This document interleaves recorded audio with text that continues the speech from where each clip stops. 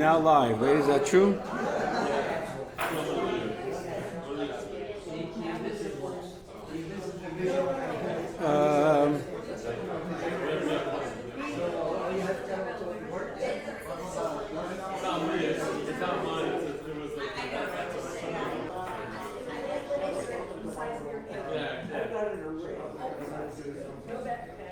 Okay, ladies and gentlemen, we're ready? Ladies? Big crowd tonight, huh? Okay. Make sure we're live. We are. Okay, if you're watching on the comment, put a comment so we can see the comments. Figure out how to play with this. You ready? Okay. Ladies, gentlemen. Erev Tov. So, tonight's class is always dedicated in the memory of Yitzchak Tzvi ben Yosef. His neshama should have an elevation. I start with a joke of this couple that recently celebrated their 65th wedding anniversary. It's a joke, but that was a joke right there. That was a joke right there. She's getting excited. It was a joke. What in the joke? It's still, even in the joke, it's good.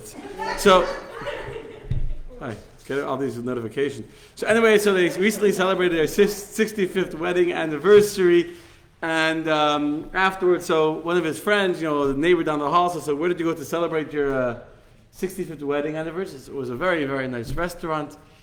So what's it called? I said, what's it called? I can't remember the name.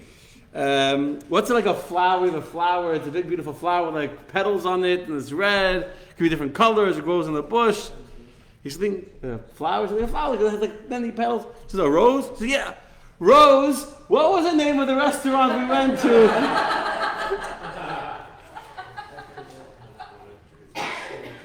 You should always be in the front row, Julie. You're like, great.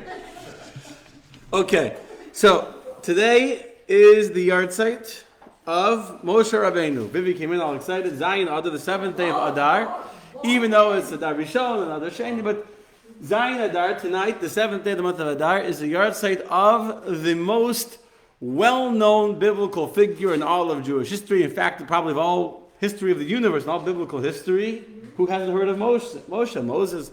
Everyone's heard of him. And from the birth of Moshe Rabbeinu, in the beginning of chapter 1 of the book of Exodus, all the way until he passes away in the very last chapter, in the very last of the 5 books of Moshe, there's not a single parsha in which Moshe's name is not mentioned many, many times. Every single week, from when Moshe is born until Moshe passes away, which is the full 4 books of 5 books of the Torah, Moshe's name is there. With one single exception, and that is this week's Torah reading. This week is the only week out of like approximately 40 something weeks of the year where Moshe's name is not going to be read in the Torah reading at all. Not because Moshe is not an active player in this week's Torah reading. In fact, the very opening verse of this week's parsha is God speaking to Moshe and telling Moshe to command Aaron and the Jews about preparing oil for the lighting of the menorah. So Moshe is active in this week's Torah reading as he is in every other reading. And yet, in this week, Moshe's name is not mentioned. I shall soon explain to you why, but the combination of the fact that it's the 7th day of Adar, which is both the birthday and the day of passing of Moses, and the fact that this is the one week of Moshe's name is not mentioned, and I'll soon explain to you why, this is the perfect week, because you can pick any week to talk about Moshe, really. I'm saying he's active most of the year, we can talk about Moshe. This is the week that we're going to talk about the one whose name somehow, seemingly, is very conspicuously missing from the reading. Yes. So his grave is missing. His grave is not missing. His grave is hidden from us. He's not buried in Israel. He's buried on the other side of the Jordan River. That's first of all. Okay, we don't know where it is. Not because it's missing. God didn't tell it. God hid it. I'm saying it's not missing. It's not the. No, that's Elijah the prophet. So Moshe is, he was, God himself is the one that buried Moshe. And so, no comments. Someone's watching, want to say hello? I don't see any comments. I hope people are able to see this. Hope.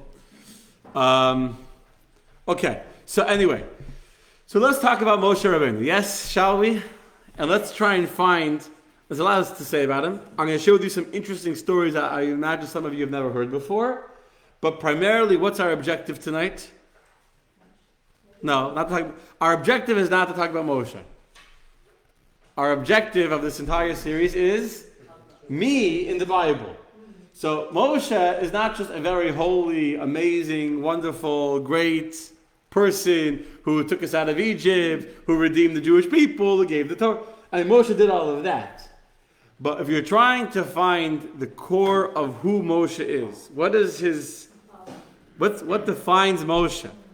And by extension, what life lesson, what life trait, what personality trait do I need to try to inculcate more within myself to be a little bit more like the Moshe Rabbeinu? That is really the objective of our series, the me in the Bible. So it's not just talking about Moshe. I can talk about Moshe for many, many hours.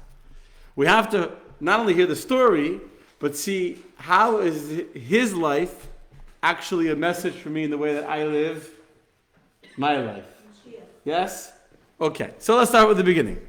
We all know about the birth of Moshe Rabbeinu because we talked about it. Right? So how was Moshe born? He was born circumcised, that's true. That's true. By the way, we were at the beach yesterday. No one here was Eric was at the beach. Sunday we were at the beach. So some guy, Rob was there, right? So some guy, there was a gospel thing, whatever, the whole. So some guy comes over to us afterwards, and we didn't just come to pray. We had breakfast afterwards, of course. And he comes over like, yeah, he's 13% Jewish. He did some heritage test or whatever. He's 13% Jewish. I wonder if it's good enough. So I was joking. If you're circumcised, you pull on your pants and you're circumcised, then you're Jewish. So he's like, no, I am circumcised. Like, never know. Right? The whole, anyway. Well, no, I didn't. I was joking. I didn't think he was circumcised. He was there with his wife. Anyway, it was. I mean, there was a men's club event. It was just the guys, but still. Anyway, I'm just joking. Just getting the okay. So before Moshe was born, there's always a pre-story to the story, right? When a child is born, there's usually something that happened before the child was born. Usually the way it works. You know? Some point your mother told you that there's a story before the story. So there's a story before Moshe was born. What's the story before the story? The parents was divorced and Miriam brought them together. That's right. When we talked about Miriam, we talked about this. So Moshe's parents decided to get divorced. Why did they get divorced? Because Pharaoh made a decree that all of the baby boys would be thrown into the Nile River and they would be killed. So Amram and Yocheved, the father and mother of Moses, said, we're not going to be part of this and have our child be killed by the Egyptians. So they divorced. And their little daughter, who was 7 years old at the time, Miriam, says to her parents, she prophesied that they would give birth to the one that will be the Redeemer of the Jewish people. Already as a young girl, Miriam was a prophetess. And her parents very publicly married. They were leaders in the Jewish community. It was a big, made front page newspaper that they got remarried. It was in what's all the celebrity websites? I don't know, TMZ or whatever. Amram and Yocheved, People Magazine. Amram and Yocheved got married, front page, you know what I'm saying? And that was a big, okay. So we already understand, but before Moshe was born, the act of conceiving him and giving birth to was already a tremendous act of sacrifice, an act of defiance against Pharaoh. Pharaoh was trying to crush the Jewish spirit. Pharaoh was trying to prevent the birth of Jewish children, and Yocheved knew this firsthand because she was a midwife that had been told by Pharaoh to kill the Jewish boys. And a public act of defiance against Pharaoh by going and remarrying in order to have children, in spite the decree to kill the Jewish children, was already a tremendous act of bravery and courage, and that is how Moshe was born. His parents already had kids, but they gave birth to Moshe as an act of defiance against Pharaoh. We talked about how he was born. The house was filled with light. That is why. What is the name that Moshe was given at birth? The name Moshe Rabbeinu got at birth is Tuvia. Tuvia. The name he got is Tuvia. And why is he called Tuvia? Because Taiv Hashem, he was a good of God, and God was very happy with him. The whole home filled with light, which meant that he was a blessed child. And there are comments here. I can't see the comments. Whatever. I have to figure this out. Okay, anyway, it's okay. It's fine. So he's called Tuvia. We discussed all this also because we were talking about Batya. How Batya was the one that God chose. How would he call Moshe? Not by the name that his biological parents gave him, but by the name that was given to him by this Egyptian princess who converted because of her act of sacrifice for this young boy. That was the role model of Moshe. We're going to talk about that much more soon. But before that, even his older sister Miriam was standing there by the reeds and watching him. And then he grows up in the home of Batya. And Batya, as we already had a whole class on her, was a woman of tremendous bravery, of tremendous courage, of tremendous idealism and altruism, who was willing to risk her own life. We discussed this at great length, so I'm just going to spend 30 seconds, but to remind you, because you have to understand the context in which Moshe Rabbeinu grows up. The act of bravery and courage of Batya, and if you didn't hear that class, it's online. Batya was a hero, and one of the people I've come to appreciate much more after teaching this series, who literally risked her life in order to save this Jewish child, and because of the bravery and courage she has, God himself acknowledges that and says the name of this child will be the name that this Egyptian woman gave. We know there's a famous story that already as a young boy, he once took the crown off of Pharaoh's head, and Pharaoh, one of the advisors, says, this is the Jewish boy that was prophesied to be the Redeemer. Look, he's already challenging your kingdom, taking the crown off your head. At that moment, God sent an angel, disguised as an advisor, said, don't look, just a little boy. Some say it was Yisro, just a little boy. Don't get upset at him. It's shiny, it's glowing, it's glistening. So he did a test, and they gave before him 2 bowls. One had hot, glowing hot coals, very shiny. And this is an Egyptian kind of test to do with a kid. Give him a hot, glowing coals. And the other had dull gold coins. And of course, Moshe was no idiot. He was about to take some dull gold coins, and the angel came and pushed his hand, and he grabbed the hot coals instead, because then he put it in his mouth, and that's why Moshe always stuttered. Interesting story. Didn't know that, huh? Interesting story. That's why Moshe says, I'm a man, a kvad peh, kvad lashon, of heavy tongue and heavy speech, because he had a speech impediment from the fact that he had taken this hot coal that the angel forced into his hand, didn't know what to do with it, he put it into his mouth. And that's what saved his life. The angel saved his life. Now, despite that, Moshe was tremendously brave too. Moshe knew he was a Jewish kid. We know that Moshe went out to the fields to go be with his brothers in their suffering and in their slavery and to protect them, etc. We all know the very famous story where Moshe saw the Egyptian taskmaster beating the Jew, and he couldn't bear to see the way a Jew was being tortured. And he killed the Egyptian taskmaster and hid him in the sand, and therefore had to run away. But there's other stories that are less known, how Moshe helped and defended the Jewish people before that story. The second most famous is when Moshe Rabbeinu convinced Pharaoh to give the Jews a day of rest. Shabbos. He came to Pharaoh and he said, you're working the slaves too hard. They were working 7 days a week. And if you work a slave 7 days a week, eventually they start wearing out. If you would give them 1 day of the week, that they could rest and rejuvenate and just get a little bit of energy back, then they would be more effective the other 6 days of the week because they had some energy. And he was able to, it's a tremendous risk for him, to publicly stand up for the Jews, which he did, and he was effective. And Pharaoh agreed to give the Jews 1 day of the week off, which just happened to be Shabbos, and to give them 1 day of the week off, in which they could rejuvenate, and this became how they got Shabbos off. The point is, he was willing to stand up and fight for his Jewish brother. There's actually a beautiful explanation from the Ibn Ezra that talks about why is it that God would make it that Moshe, the Redeemer of the Jewish people, would have to spend his childhood living in a non-Jewish environment of the palace of Pharaoh, eating not kosher food, living in a non-kosher environment. Maybe he had kosher food, but a Jewish boy should grow up in holiness. If he's going to become the leader of the Jewish people, the one that will speak to God and give the Torah and the Mount Sinai and all that, you would think he would grow up in a holy environment. Why does Moshe Rabbeinu grow up in the home of a non-Jewish king? The Ibn Ezra has a beautiful explanation. If Moshe would have grown up even as a Levi, but he would have grown up amongst the slavery of the Jewish people, he would never have had the inner awareness of that of a prince. growing up in the palace as a prince gave Moshe such a sense of greatness, of, we could say, harchava, grew with a certain sense of like freedom, that he was therefore unable to tolerate the abuse and the oppression of the Jewish people, of his brethren, and therefore he fought for them. I mean, if he would have grown up amongst the slaves, with the slaves, he also, to some extent, may have been impacted psychologically by living among slaves. Growing up in the palace, as a prince, whatever you want, he was inculcated with a sense of freedom and a sense to fight for the rights of the Jewish people. Now,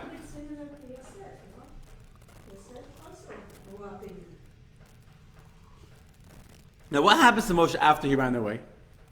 We know that Moshe ran away from Egypt. How old was he at the time? A young man. He was a young man. How old is he when he comes back? He's 80 years old with a young boy who was just born. He was gone for like, I think like 50 something years, 60 years, I don't know the exact number of years. Where was he all those years?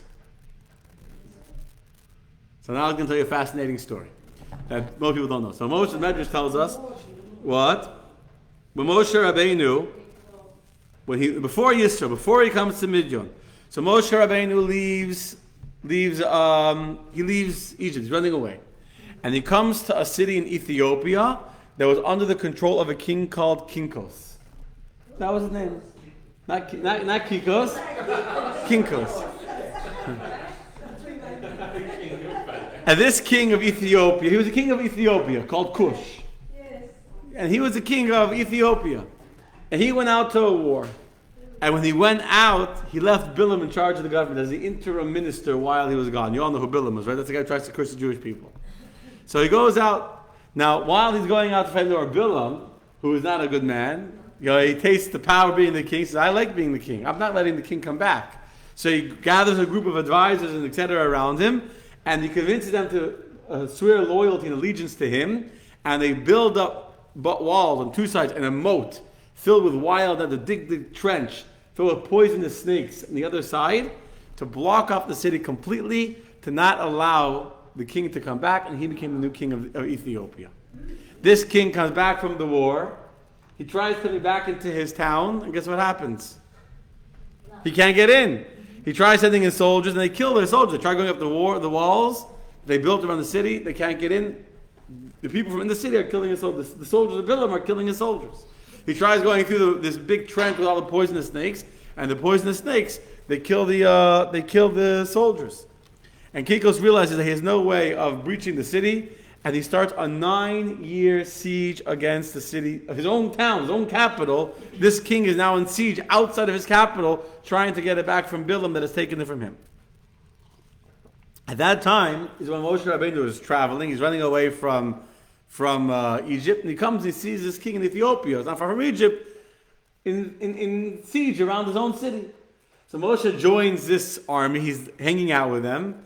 And Moshe starts to teach these Ethiopians how to fight the way he learned in the palace, Egyptian techniques.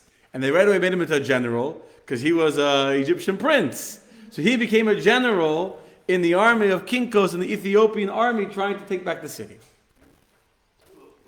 They're fighting for a long time. After 90 siege, Moshe says, I have an idea for you. And they basically, make a long story short, it's very interesting. They gather storks. I'm getting carried away, but they gathered storks, long storks, and they kept them in cages and they starved them for 3 days. They gathered hundreds of storks. They were wild storks, wherever they got them from. Storks. Storks are long birds with long necks.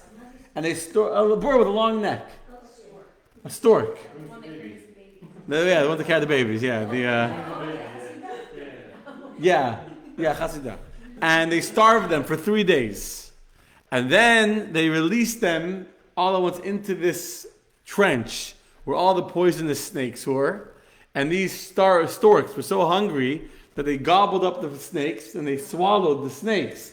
And I think they were starving. And after the storks went into the pit and swallowed up all the snakes, then the soldiers were able to get in and they conquered back the city, and Bilam had to run, and they took over the city.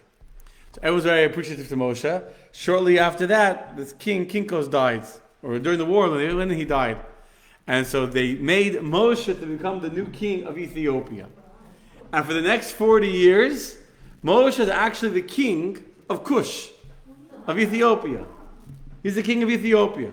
And there he is. He has nowhere to go. I'm saying he's the king. He fought for them. He defended them from Bilam, who had stolen the thing. And so Moshe was there. Moshe was 27 years old when he became the king of Ethiopia. 40 years he's the king. Until eventually, after 40 years, the queen of the king that had been killed, Kinkos, came to the advisor of the city and said, it's not fair. The king hasn't been with me in 40 years because Moshe was, I guess, married to this queen, but he didn't want to be intimate with her. So I've been abandoned. And my child, who was a little baby that was too young to be the king, he's now already 40 years old, and he's very capable and all that. And so they agreed that he should become the new king. And they gave Moshe gifts, and Moshe continued to travel. And that's how Moshe came to Midian, where he was outside the well, and where he met Tzipporah. So was he rich? Yeah, he had money, I guess. So why was he outside the well?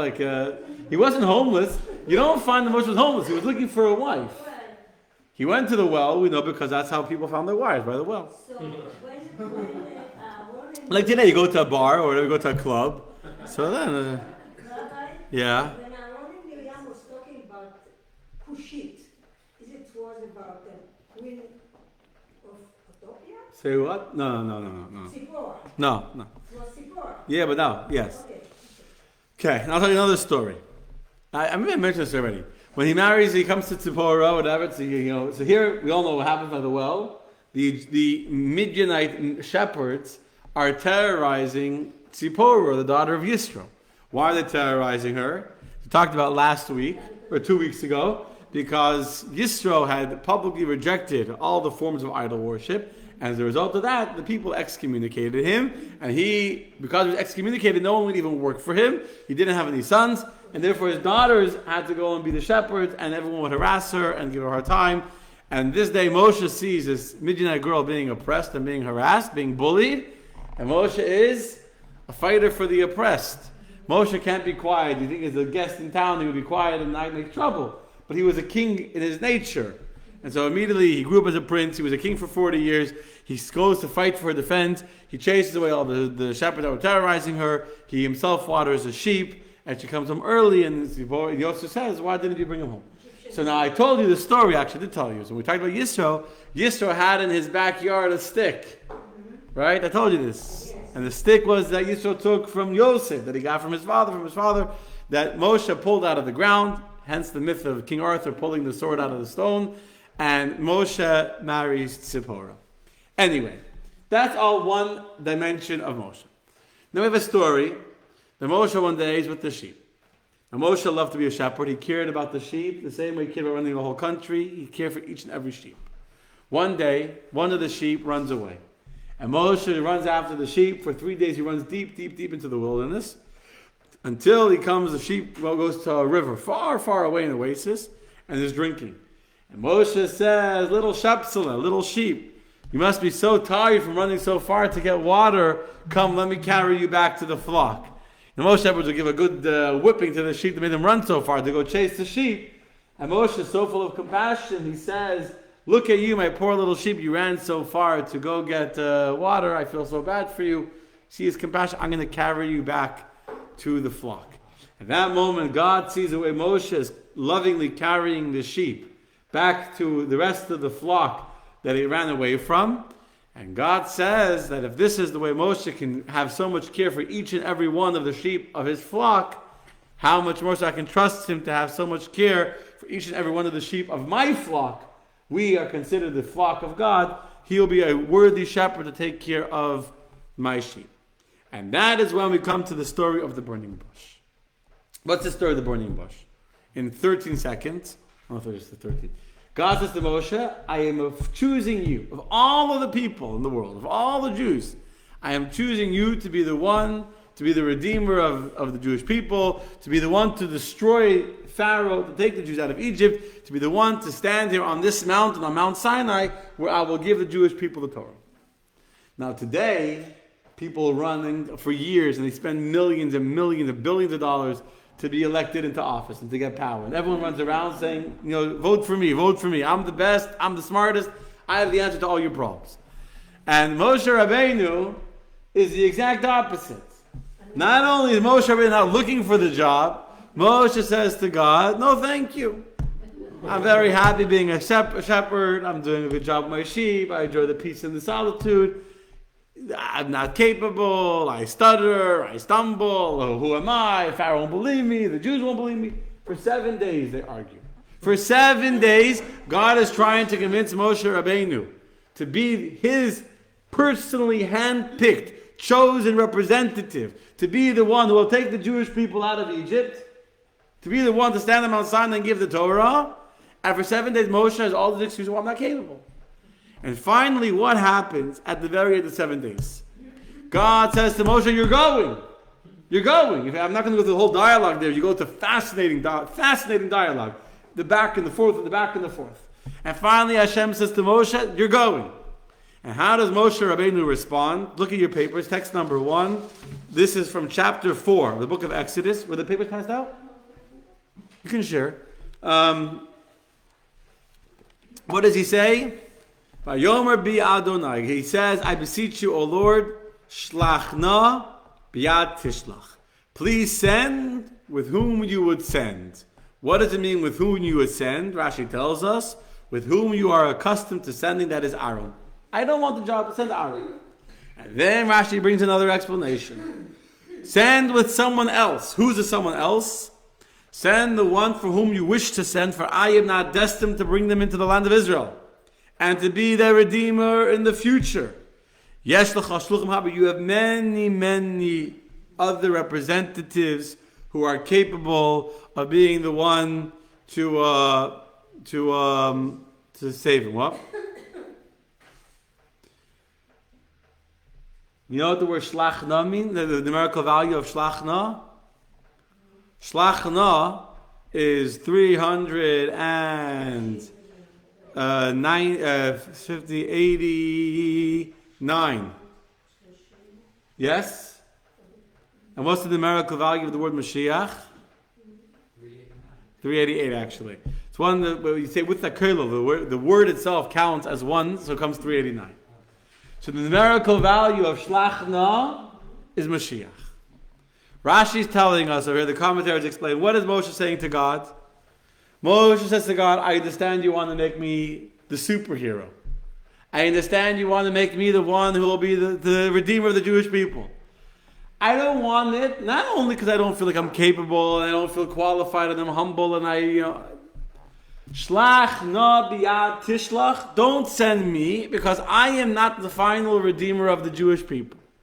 For the Jewish people, me is not the ultimate answer. I'm only temporary. I'll take them out of Egypt, but I'm not going to be the one to bring them into Israel. Joshua will bring them. And there's going to eventually be destruction. And there'll be an exile into Babylonia. And there'll be a second exile with the Romans. I have a better dear God. Send Mashiach. Shlach na biyad tishlach.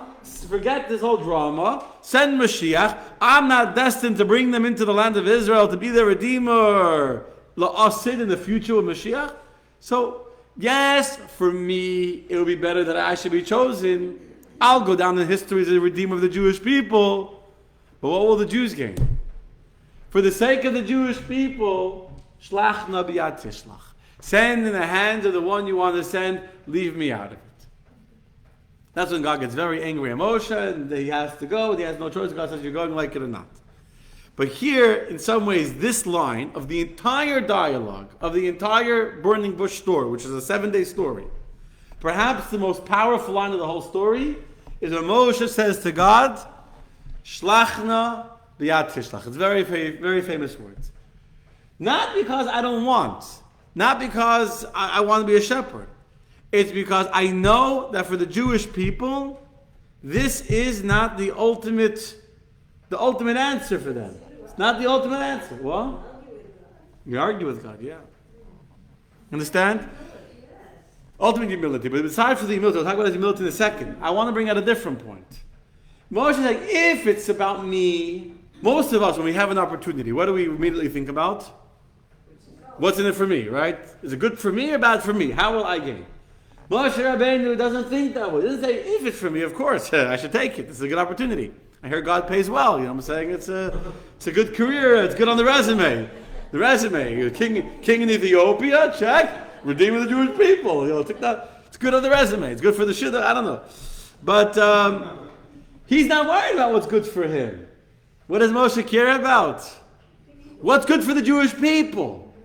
If I, being the Redeemer, is not going to be the best solution, the best long-term answer for the Jewish people suffering, and there'll have to be future exiles and future Redeemers, Shlach Nabiyat Tishlach, just send Mashiach, send the final solution, and forget about me.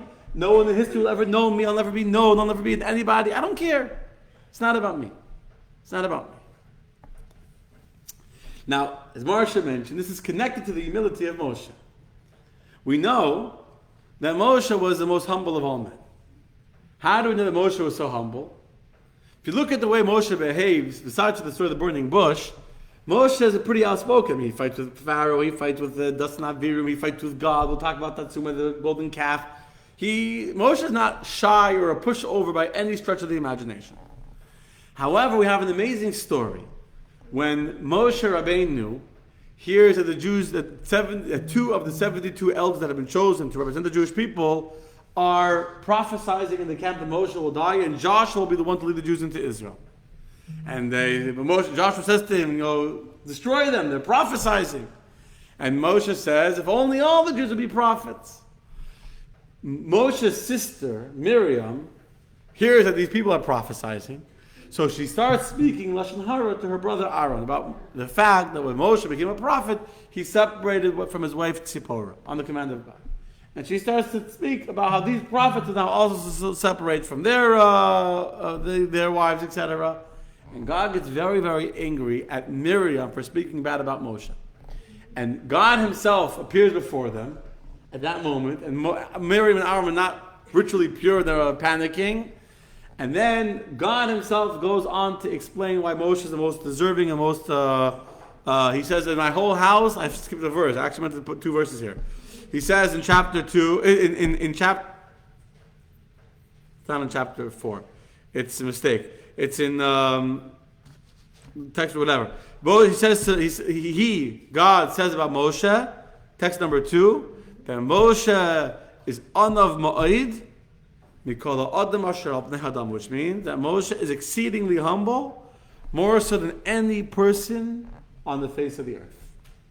But is humble, modest, and patient. That's a pretty strong statement coming from God himself. Not just God is saying he's humble.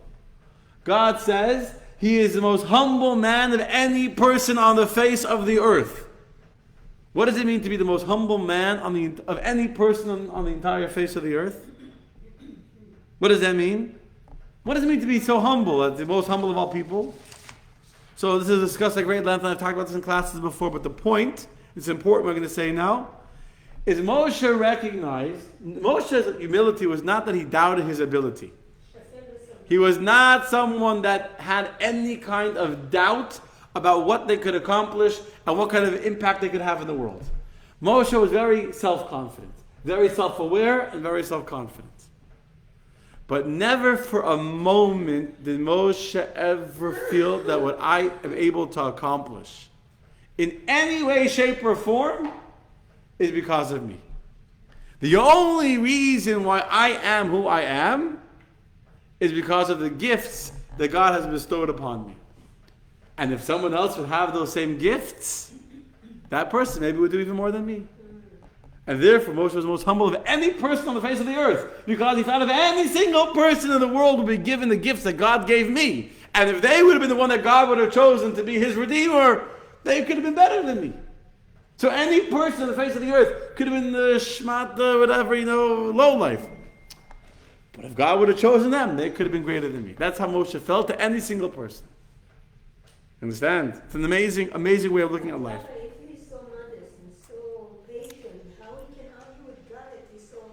The very reason why he's able to argue with God is because he was so humble and he recognized that everything he had is for his people. I'll answer your question soon. I'll answer better. But the point is he argues with God because he's not humble the way we think of humble.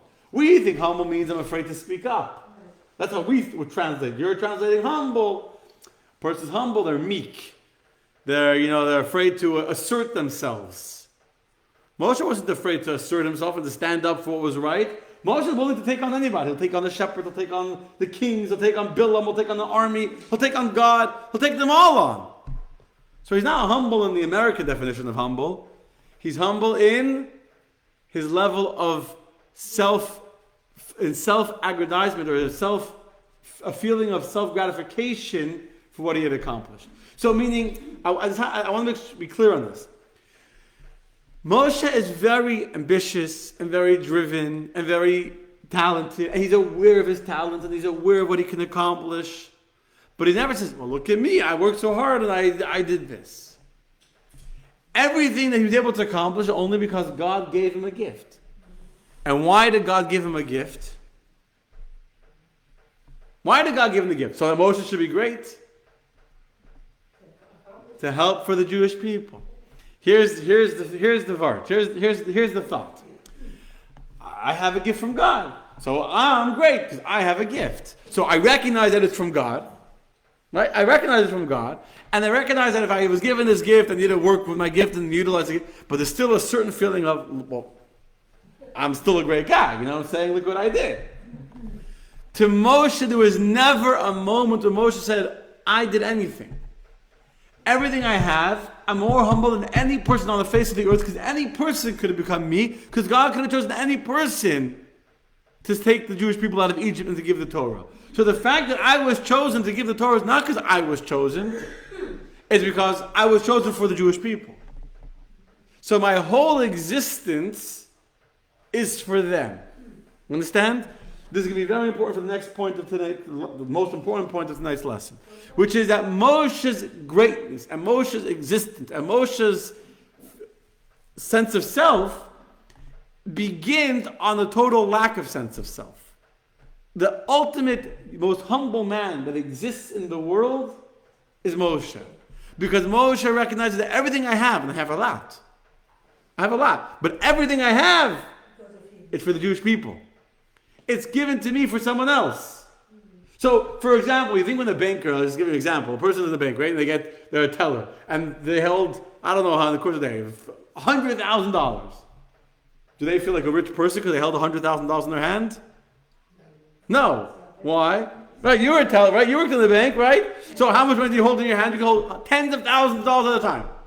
But it's not your money. It's not your money. So it's not like, well, look at me, I'm a holding case. So it's their money, but look at me, I'm holding the money. You don't for a second feel like the money is yours, so there's no sense of wealth from holding somebody else's money. That's how Moshe felt about the gifts that God gave him. Yeah, God gave me a lot of talent to be able to a lot of holiness and a lot of spiritual sensitivity to be the one, to be the mouthpiece of God in the world. It's pretty cool. No one else in the history would ever be as holy as Moshe. But the fact that I have this talent it's not my money. It's only someone's giving you money to put into the bank, so they passed it into your hand to put it into the account. You're nothing more than the conduit to take the money from them into the account. There's no sense of ego or pride or a sense of self-worth from holding someone else's money. That's how Moshe felt about himself. Very self-aware, but absolutely the most humble of all men. And this is the way to be able to properly understand the most amazing story in the whole Torah. You know what's the most amazing story in the whole Torah? It's a very bold statement. One of the most amazing stories, anyway, is the moment when the Jews commit the worst crime the Jews will do, and they make a golden calf. Right? We all know the story. Moshe tells the Jewish people, I'm going up to the 40 days in the mountain to get the Torah. Aaron and Hur, they're in charge. If you have any questions, go to them. I'll see you in 40 days. Moshe goes up the mountain, and he starts counting. When he said 40 days, what do you mean? 40 Jewish days. You know how a Jewish day goes? Jews are saying goodbye. Jews say goodbye, they don't ever leave, right? Yeah. And so you start, I'm coming in 5 minutes, like an hour later. So a Jewish 40 days is from the night and then the day. Shabbat, a Jewish day of Shabbat starts Friday night and then Saturday. So Moshe started counting 40 days that night. The Jews counted the first day that he went up in the morning as the first of the 40 days. So on their 40th day, which is really the 39th day, they begin to panic because Moshe is not coming down. And they go into a whole state of panic, and they come to Aaron and say, we need a golden calf, and he makes the golden calf, and blah, blah, blah. The next day, They get up early, they offer offerings, they have an orgy, and God says to Moshe, go down from the mountain. Give me a look. They had an orgy there, and they committed murder there, and they worshipped idol there. All three sins in one spot. Yeah. There was all three. They killed Hur, and they God says to Moshe, go down from the mountain because your nation has sinned. Kishiches amcha. And right away, Moshe Rabbeinu says to God as follows: you got to forget the Jewish people. You got to forget it. The whole also a very, very fascinating dialogue. But there's one verse in that dialogue that is the verse. What is the verse? Later, the 13 attributes of mercy and all that, but before the 13 attributes of mercy, Moshe gives God an ultimatum. Can you imagine giving God an ultimatum? Moshe gives God an ultimatum. What's the ultimatum? He says as follows, text number 3. This is from chapter 32. It's from next week's parsha, and God willing, next week we're going to talk about the golden calf. Next week's class will be the golden calf and me, or me and the golden calf. That'll be next week's class, God willing. But next week we're going to read in the parsha that Moshe says to God as follows: if you forgive their sin, then it's good. The Hebrew is written in an interesting way, but if, you think in the verse before, forgive the Jewish people, if you forgive their sin, it's good. V'im ayin. But if you, God, do not agree to my demand that you forgive the Jewish people, here's my ultimatum: Mechenina mesifrecha asher kasafta. Erase me now from your book which you have written.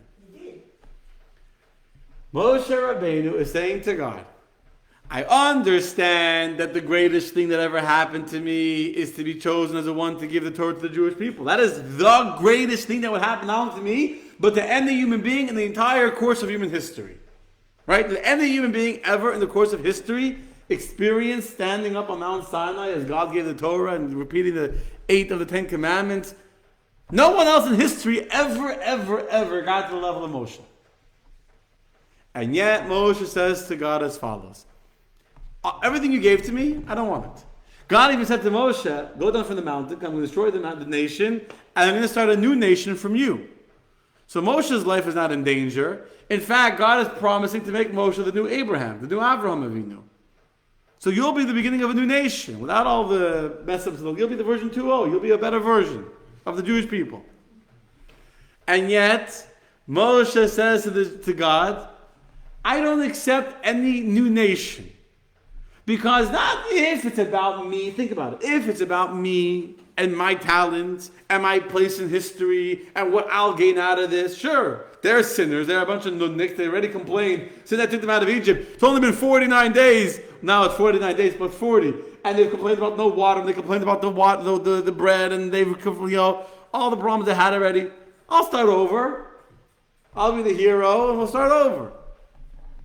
But to Moshe Rabbeinu, there was no sense of self. To Moshe Rabbeinu, there was never a moment that he felt like, I have some greatness that I need to preserve for my own place in history, for my own self-value. To Moshe, everything he had was someone else's money given to him for someone else. Every gift he had was given to my God for another purpose. So there's no me without the Jewish people. There's no me without the Jewish people. Either there's a Jewish people with me, or you can have your Torah back, and you can kill me with them. I don't exist without the people I'm meant to serve. That's one of the most amazing verses in the whole Torah, right there. Right there. The reason why in this week's parsha, as I started the class, I told you that Moshe Rabbeinu's name is not mentioned in this week's parsha, is because whenever a tzaddik makes a decree, even if the decree was made on condition of something, and that condition was not kept, which means that the decree doesn't have to take place, the decree of a tzaddik still has a curse of a tzaddik still has some impact on the world. A word of a tzaddik never goes empty, meaningless. Since Moshe said, erase me from the book that you have written in next week's parsha, so therefore in this week's parsha, Moshe's name is erased from the book, and this parsha very obviously is missing the name of Moshe. Why this week's parsha? Because it's the parsha of Moshe Rabbeinu's death and his birth. I shouldn't use the word death. He went up to heaven. It was a Hilula. But this week is the week of Moshe, of Zayin Adar, the 7th day of Adar, when Moshe is the yard site. This is the week that we feel the impact of the threat, that the ultimatum that Moshe gave to God. So let's understand this story for a second. Moshe Rabbeinu is saying to God, I have achieved the greatest that any human being will ever achieve. The greatest, right? In all of history, no person will ever achieve the greatness that Moshe Rabbeinu reaches. And yet, it's all on condition you forgive the Jewish people. If you don't forgive them, erase me from the book. To me, there's nothing other Jewish people. So when we say that Moshe Rabbeinu, his whole life was for the people he served, he was literally the extent that, not that I care more about them than me. There's only them. My entire existence is for them, for the Jewish people, for another Jew, and not just for them, for other Jews. Who sinned over here? Sinners, right? It's not like Moshe is defending the Jews because he loves the Jews. They deserve to be punished. They really deserved it. They really did one of the worst sins that we ever would do in the course of history. The golden calf was a big mess up. Big one. 40 days after God said, no idols, and they made an idol. So they deserved it. And the Moshe Rabbeinu would have said, you deserved it, guys, sorry. He would have been right. He would have been justified. So the ones that actually made it with witnesses and were warned not to do it, and they died. Those that did it without witnesses, but they were warned, they died from a plague from God. There was 3 different kinds. And some people did die. But the Jewish people should be wiped out, a collateral punishment on the entire, a collective punishment rather than the entire Jewish people. Moses, not all the Jews sinned. Not all the Jews sinned. The point is that Moshe Rabbeinu cannot exist without the people he's meant to serve. They are more important to him than him. So now I'm going to ask you a question. I told you at the very beginning of tonight's class that what's the objective of this class? The me in the Bible. So I'm going to put this question to you. I'm preparing the class and thinking, is this a value that is even relevant to speak about in the American society of 2022? Where it's all about me, and all about how I feel, and how this impacts me, and how you trigger me, and how you make me feel about my own self-worth. Your very presence makes me feel good or bad, and therefore I judge you on the way you impact me. Is there even are we even talking a language, is saying such a story, and telling you that the core of Moshe Rabbeinu is the fact that he was willing, and we didn't talk about the breaking of the tablets, by the way. The breaking of the tablets was the same thing. It's the same idea. Where God says at the very end of Moshe's life, in the very last word, that everything Moshe did before the eyes of the Jewish people. And God says to Moshe, thank you for breaking the tablets. Why did Moshe break the tablets? To break the contract between God and the Jewish people. In the contract, in the tablets, it says, don't worship idols. So Moshe is breaking the contract. He's risking his own life by doing that. God can get very angry at Moshe for breaking the tablets that God made. He did it to save the Jewish people. The example given by Rashi is that of a king married someone. While the king was traveling, there was rumors going out about her. So the person that made the match, he tore up the marriage document that the king shouldn't say, well, while you were engaged to me, you did so and so. After it was cleared up, then he wrote a new marriage document, which is why Moshe wrote the second tablet. Moshe risks his life by breaking the tablet. It's a tremendous act of bravery. But we understand it. Because as I explained to you before, Moshe was the most humble man in the entire world. Moshe did not see any value of any sense of self in his greatness and in his value. All of his value, all of his gifts, all of his talents was all for the sake of somebody else. The ultimate of humility, the ultimate of service of another, of sacrifice, of mesiras nefesh, of giving everything I have for you. So do those words even have any trace of a semblance to me in the Bible today? I ask you. Sidel says no.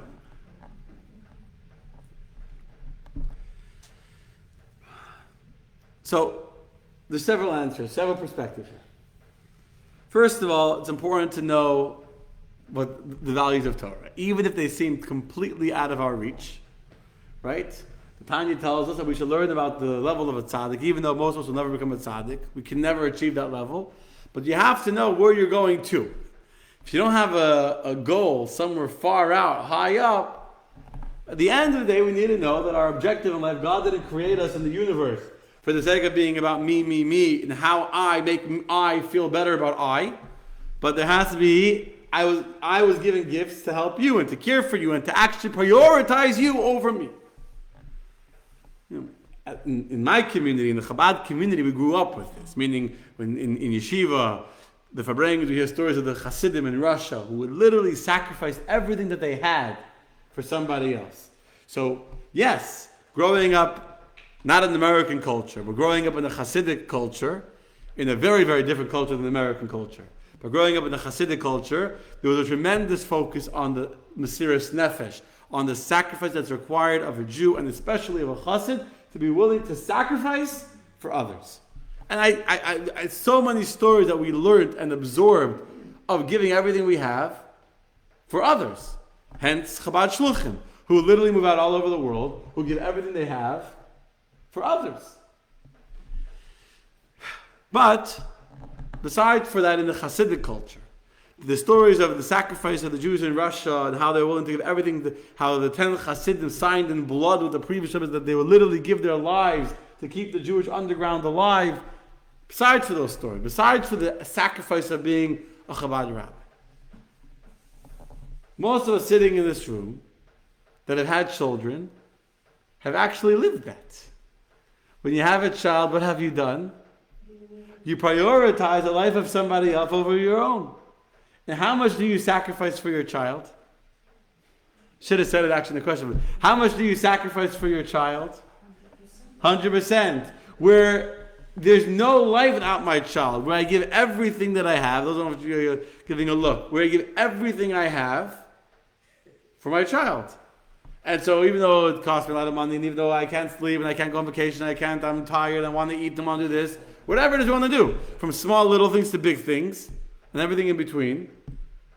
So the idea even today is that, yes, we can prioritize somebody else, not just prioritize them, but that we can actually make our lives for them, that my whole existence is for somebody else.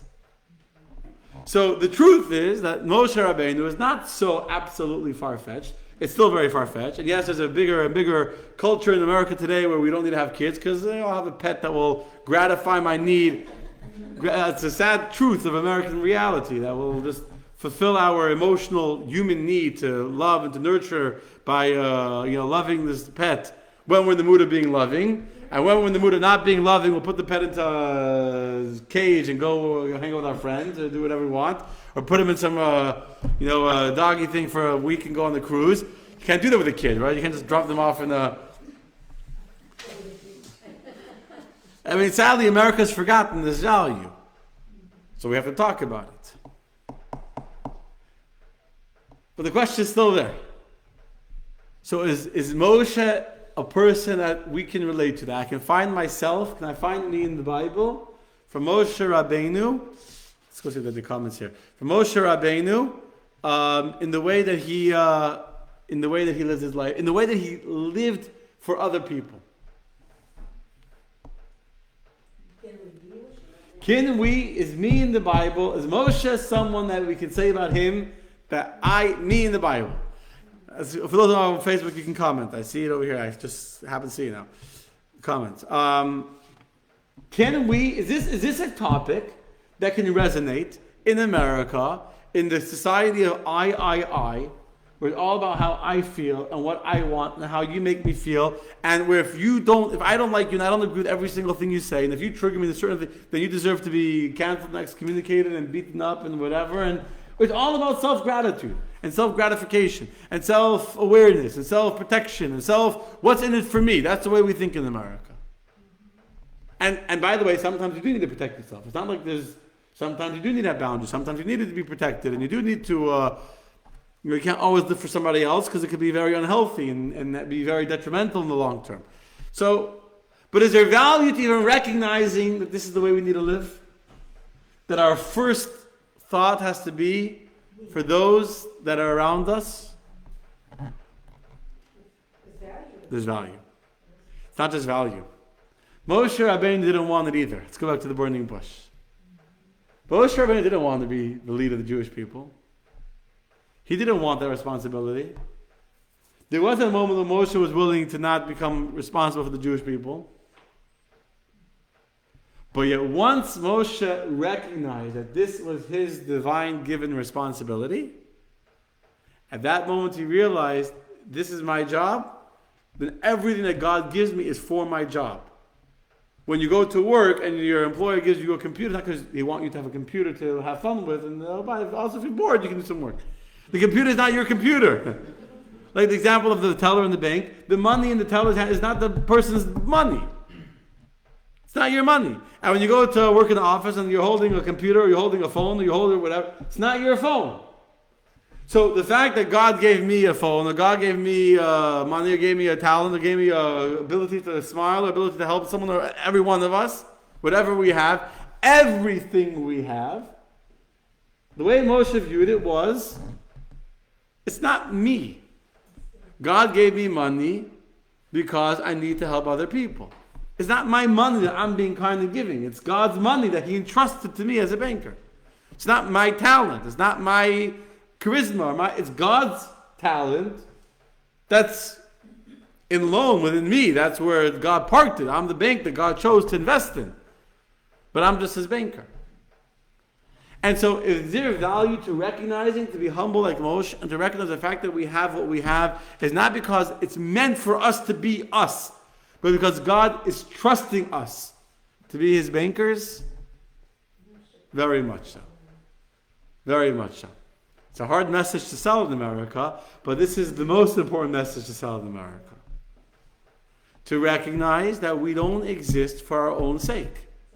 God didn't create us to just be us.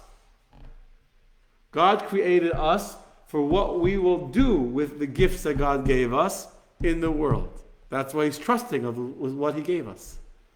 And if we don't use them, then we're losing the trust that God trusted in us.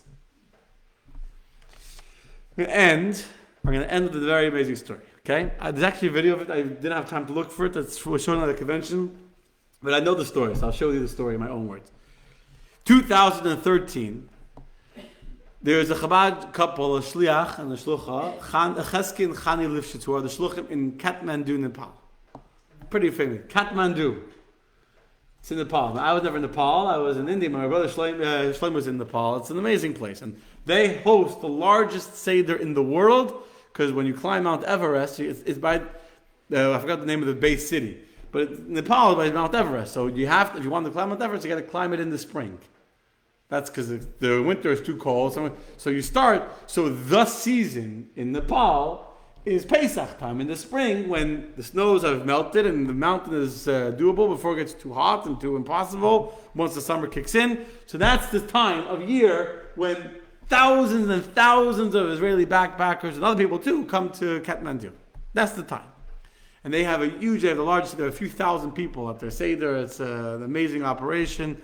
What goes on there, and they had many stories of risking their lives to save people. Heroes. Chani Chaskelifshitz are heroes. But listen to the story. 2013, a young Nepalese boy, not a Jewish boy, comes to the Chabados with nothing more than a garbage bag around his body, covered in cuts and bruises and scars and emaciated, malnourished. He had escaped he was being trafficked. A young boy being trafficked. And he managed to escape from his owners, called them handlers, but there was owners that literally would beat him. He was covered in lacerations. He had been beaten very, very severely for whatever crime he had done. Beaten so badly, he had open wounds all over his body, no clothing. He found the garbage bag to dress himself in. Open wounds everywhere, all over his body, open blood and disgusting. His hair was matted. And He'd been on the streets, and he had heard someone had told him that Chabad helps everybody, and he saw there were yeshiva students that were out in the city meeting Jews or whatever they were doing. He saw them, and he latched on them, and he wouldn't leave them until he followed them to find back to the Chabad. He came into the Chabad. He just came into the Chabad house. So Chani Lifshitz, even living in one of the worst poverty-ridden countries, still you see this, your heart goes out to this boy. Her and Chesky, they bathed him, they cleaned him, open wounds everywhere, cut his hair, was all dirty, matted, and there's actually a cute little boy inside all that dirt that he hadn't been cleaned in who knows how long. And they fed him and tried to take care of him, and he was staying there. He was afraid to leave the Chabad. In the beginning, he was afraid to talk. He'd been so badly abused and beaten. He was... Anyway, the handlers, the owners, they found out where he was in the Chabad. And they started to call and to threaten that they want him back. And they were going to get to whatever, certain people you don't mess with. They, who knows. And they realized that the only way that they could save this boy and protect him and have the law and have the police, guarantee his safety is if they adopt this child. Or else he's helpless on the streets. If he goes on the streets, and they were threatening already to take him back, they'll take him again. And so Chani and Chesky Lifshitz, who already had 5 kids of their own at that time, so 2013, they already have 5 of their own kids. Here they have a not Jewish kid, not Jewish. A lot of whatever emotional issues he had from having been beaten and all that. And they had to make a very, very serious life decision. And she describes how she was thinking, what would the Rebbe tell me to do in this situation? We asked the Rebbe to save this child, literally saving a kid's life. And so besides for their 5 kids, they adopted this non-Jewish child to save him from the handler trying to recapture him, to legally adopt and make him their child. And so in their home, living with them, his name is Bim. He was 12 years old. I don't know how old he is now. No plans to convert him. No. They put him into a special needs school, a special school to rehabilitate him, to teach him how to read and all that, because he didn't know how to read, didn't know anything. 12 years old, never been to school in his life. Within a few months, he already led up 2 levels.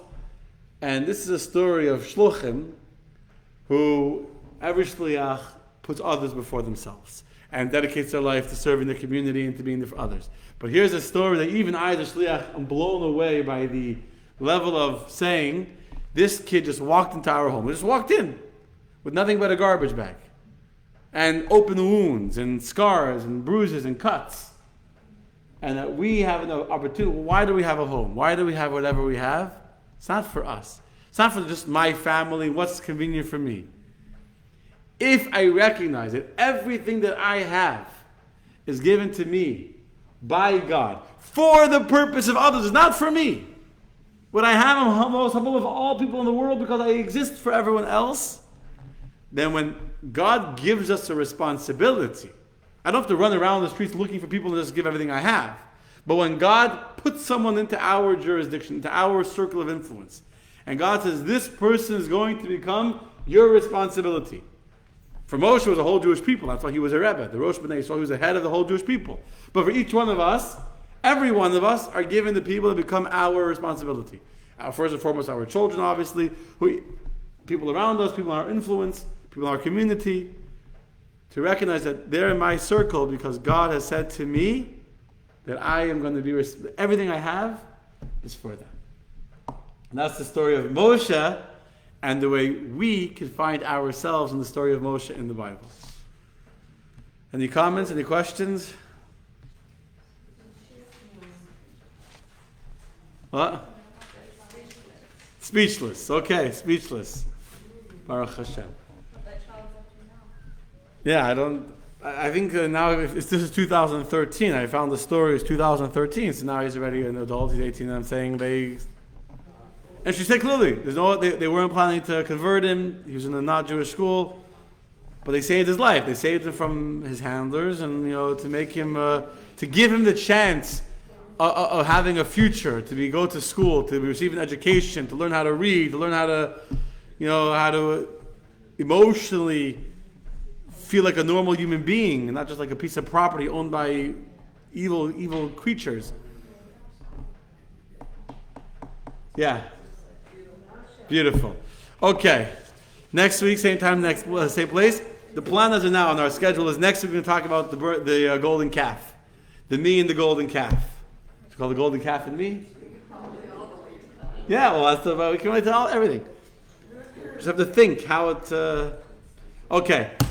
February 27th, Judaism the soundtrack. Be a very, very. From the rabbis that did it, there's very, very good reviews. Musical evening with Hasidic song and explanations to each melody, explaining the story of the melody and what the melody should be saying, etc. Okay, my friends. Laila Tov. Thank everyone that's watching online. Again, I don't know what's with the comments here. Okay, I don't know, whatever.